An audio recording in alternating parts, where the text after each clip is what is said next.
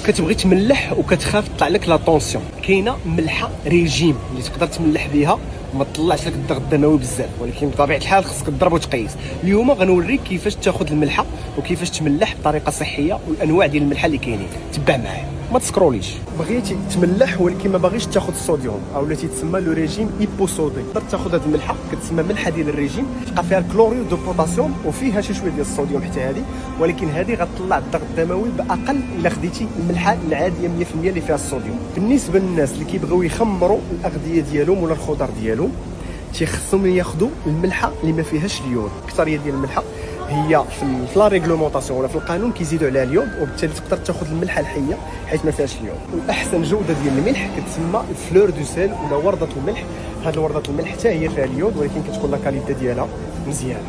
وكيف ما كنعرفوا الملح فيه ملح بحري اللي هو جاي من البحر، وكاين الملح الصخري اللي كيكون جاي من الجبال ولا من سورتو من جبال الهيمالايا اللي معروفين بزاف، وبجوجهم فهي عباره عن ملح اللي تيكون زايدين فيه اليود. وباش نسالي انا نعطيك واحد المعلومه مهمه، هذا الملح هذا اللي كيتسمى الاومامي هذا راه ماشي ملحه، هذه واحد الماده حافظه تتسمى المونوصوديوم جلوتامات، الا زدتيها في اي ماكله كتولي بنينه وبالتالي ما تولفهاش، راه تقدر تولي مدمن عليها. كانت معكم فيديو خفيف على الملح، بارطاجيها مع اصحابك.